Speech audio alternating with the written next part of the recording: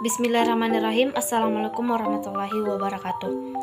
Perkenalkan, kami dari kelompok 10 Ekonomi Demografi akan membawakan materi mengenai perkiraan penduduk.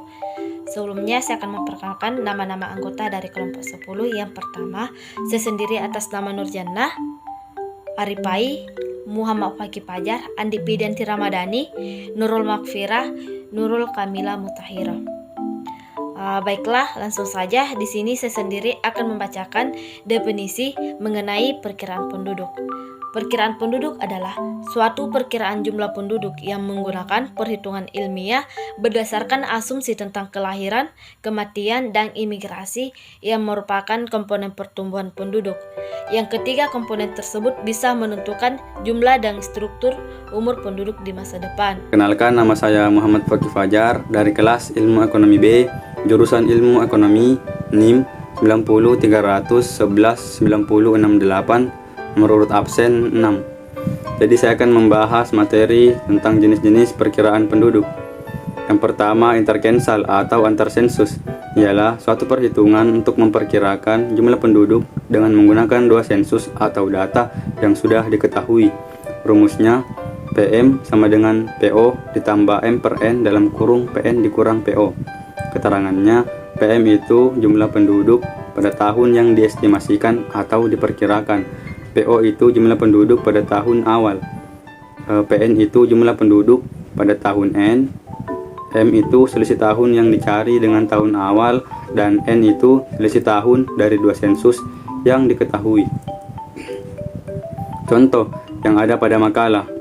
Misalkan diketahui jumlah penduduk di Kota Bandung pada tahun 2010 adalah 2.200.000 jiwa, sedangkan pada tahun 2017 adalah 2.400.000 jiwa. Berapakah perkiraan jumlah penduduk pada tahun 2016?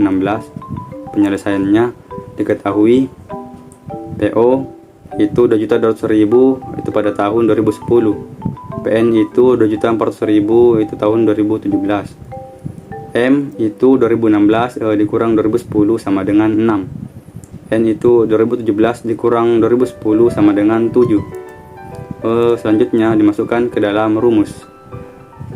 PM itu sama dengan PM sama dengan PO ditambah M per N dalam kurung PN dikurang PO. Maka PM sama dengan 2.200.000 ditambah 6 per 7 di dalam kurung 2.400.000 dikurang 2.200.000 sama dengan 2.200.000 ditambah 0,857 dikali 200.000. Maka 2.200.000 ditambah 171.400, hasilnya sama dengan 2.371.400. Maka perkiraan jumlah penduduk pada tahun 2016 adalah 2.371.400 jiwa. Yang kedua, post-censal estimate atau setelah sensus, ialah suatu perhitungan untuk memperkirakan besaran jumlah penduduk setelah dilakukan sensus. Kedua jenis proyeksi penduduk tersebut menggunakan prinsip yang sama, yaitu dengan mengasumsikan pertambahan penduduk adalah linear, yang artinya setiap tahunnya penduduk akan bertambah dengan jumlah yang sama. Rumusnya PM sama dengan PO ditambah dalam kurung N tambah M per N dalam kurung PN dikurang PO, atau PM sama dengan PN ditambah M per N dalam kurung PN dikurang PO. Kegunaan perkiraan penduduk. Yang pertama, untuk mengetahui keadaan populasi saat ini terkait dengan penetapan kebijakan kependudukan dan membandingkan tingkat layanan yang diterima penduduk saat ini dengan tingkat layanan ideal. Yang kedua, untuk mengetahui dampak dari berbagai peristiwa terhadap keadaan penduduk di masa lalu, masa sekarang, dan masa yang akan datang. Yang ketiga, untuk mengetahui dinamika dan karakteristik penduduk di masa depan terkait dengan penyediaan sarana dan prasarana. Yang keempat, mengantisipasi situasi dan permasalahan kependudukan pada masa yang akan datang. Yang kelima, untuk keperluan pajak. Terdapat juga kegunaan perkiraan penduduk yang digunakan dalam rangka perencanaan pembangunan di berbagai bidang. Di antaranya terbagi menjadi dua. Satu, bidang pangan. Menentukan kebutuhan akan bahan pangan sesuai dengan gizi serta susunan populasi spesifik usia. 2. Bidang kesehatan. Menentukan jumlah medis, dokter, obat-obatan, jumlah tempat tidur di rumah sakit yang diperlukan selama periode proyeksi. Bagian 6. Bidang pendidikan. Yang mana bidang pendidikan ini memprediksi jumlah penduduk usia sekolah, jumlah murid, jumlah guru, gedung-gedung sekolah, pendidikan pada masa yang akan datang. Bagian 7, bidang tenaga kerja. Bidang tenaga kerja menentukan jumlah angkatan kerja, penyediaan lapangan kerja yang berkaitan dengan proyeksi tentang kemungkinan perencanaan untuk menghitungkan perubahan tingkat pendidikan, skill, dan pengalaman dari tenaga kerja. 8. Bidang proyeksi dan jasa. Dengan proyeksi angkatan kerja dalam kaitannya dengan data mengenai produktivitas merupakan dasar perkiraan produk barang-barang dan jasa di masa yang akan datang. Perkenalkan, nama saya Nur Kamila Motohiro dari kelas PMIB dengan NIM 503001247. Baik, saya akan membahas materi mengenai tujuan proyeksi penduduk. Yang pertama, menghitung jumlah penduduk Indonesia selama periode tahun 2010 hingga 2035. Rentang proyeksi tidak terlalu jauh untuk menghindari kesalahan dari asumsi dan metode proyeksi. Proyeksi dengan jangka waktu yang lama akan jauh berbeda dengan keadaan sebenarnya, seiring dengan perubahan keadaan sosial, politik, budaya, dan ekonomi yang berkembang cepat. Yang kedua, menyediakan data penduduk Indonesia pada periode tahun 2010 hingga 2035 untuk kepentingan evaluasi terhadap dinamika penduduk dan perencanaan pembangunan pada jangka pendek, jangka menengah, dan jangka panjang. Perkenalkan, nama saya Ripai, NIM 90300119064 dari jurusan Ilmu Ekonomi kelas B, dan saya akan menjelaskan metode-metode proyeksi penduduk. Yang pertama itu metode komponen. Metode komponen ialah pergantian penduduk suatu daerah pada masa tertentu, merupakan penghimpunan dari kelahiran dan kematian serta migrasi penduduk.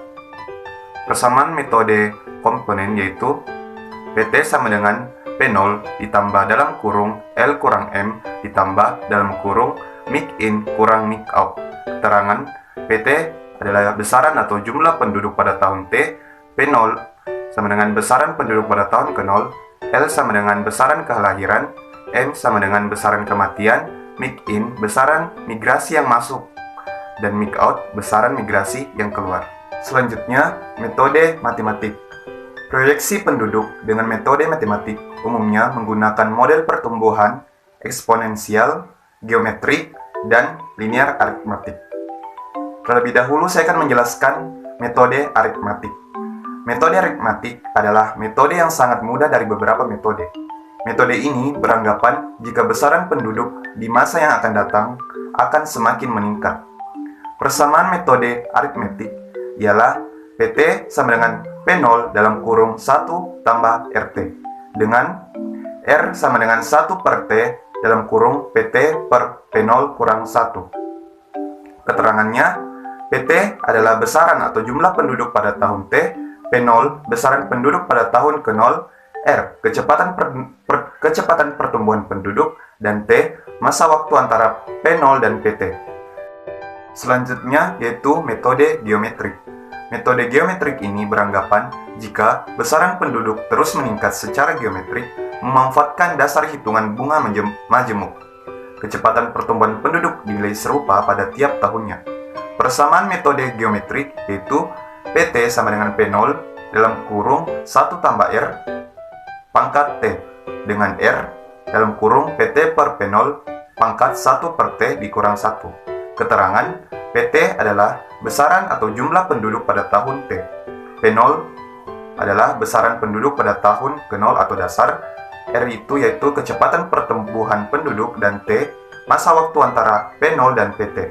Metode terakhir yaitu metode eksponensial.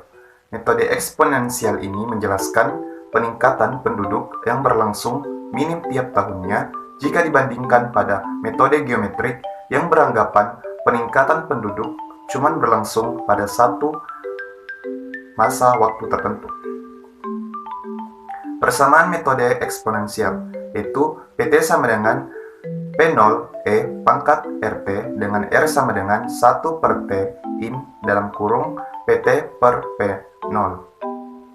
Dengan keterangan, PT adalah besaran atau jumlah penduduk pada tahun T, P0 adalah besaran penduduk pada tahun ke-0 atau dasar, R adalah kecepatan pertumbuhan penduduk, T adalah masa waktu antara P0 dan PT, dan E bilangan utama dari logaritma natural. Perkenalkan, nama saya Andi Fidianti Ramadhani, saya dari jurusan Ilmu Ekonomi. Kali ini saya akan menjelaskan tentang proyeksi penduduk dengan migrasi dan tanpa migrasi di Sulawesi Selatan tahun 2010 dan 2015. Untuk mendapatkan keterangan tentang migrasi, diperlukan suatu konsep yang dapat digunakan untuk mendapat informasi kepindahan dari seseorang.